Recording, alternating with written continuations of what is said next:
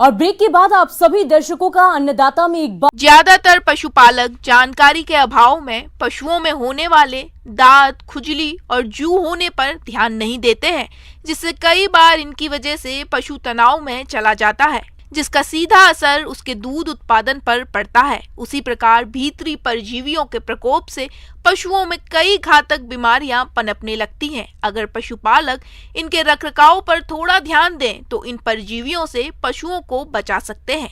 तो चलिए इस बारे में जानकारी लेते हैं पशु वैज्ञानिक डॉक्टर धर्मेंद्र कुमार से।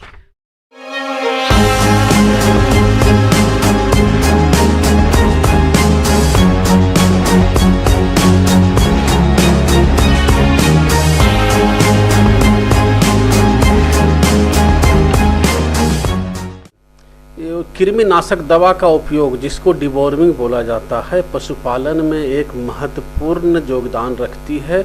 इसका एक अलग महत्व है। चूँकि जो कृमि होता है पशु के पेट में होती है, वो क्या करता है, जो आप खाना खिला रहे हैं, जो न्यूट्रिशन दे रहे हैं उसको खा लेता है। इसके साथ साथ जानवर के अंदर ब्लड जो होती है उसको भी चूसता है, जिसके कारण अपना जानवर कमज़ोर हो जाती है। और इसके साथ साथ उसका प्रोडक्शन, मतलब दूध उत्पादन से लेकर उसकी वृद्धि सब कुछ कम हो जाती है, जो कि हिडन रहती है, आपको दिखता नहीं है। बहुत धीरे धीरे करके पशु को उत्पादन कम करती है और उसको बीमार भी करती है। अक्सर देखने में आता है कि हमारे कुछ पशुपालक भाई अपने दुधारू पशुओं में आने वाले बाह्य परजीवियों पर ठीक तरह से ध्यान नहीं दे पाते। इसका विपरीत प्रभाव पशु के स्वास्थ्य के अलावा उसके दुग्ध उत्पादन पर देखने में पड़ता है। ये बाह्य परजीवी पशुओं का खून चूसकर उनके स्वास्थ्य पर प्रभाव डालते हैं, जिससे पशु कमजोर और बीमार पड़ जाते हैं।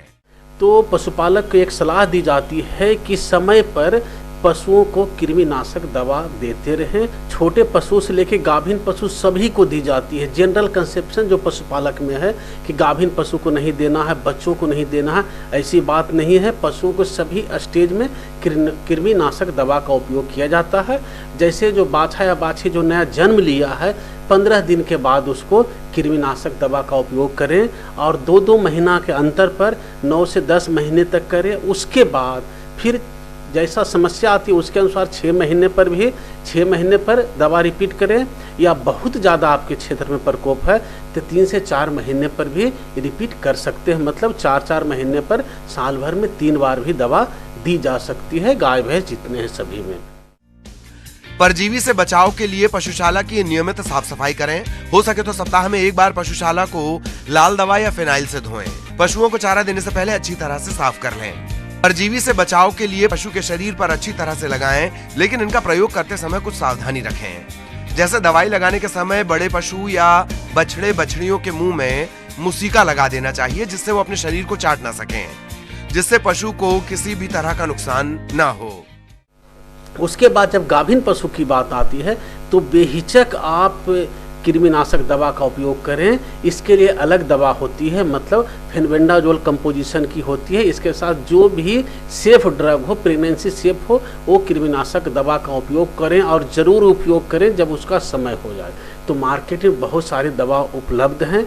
पशु चिकित्सक से सलाह कीजिए और कृमिनाशक दवा का उपयोग कीजिए। ऐसे नॉर्मल वे में जो उपयोग में आती है अल्बेंडाजोल और फेनबेंडाजोल कंपोजिशन की, इसका आप शुरुआत में उपयोग कर सकते हैं। अल्बेंडाजोल होती है वो 3 ग्राम की आती है, 1.5 ग्राम की भी आती है।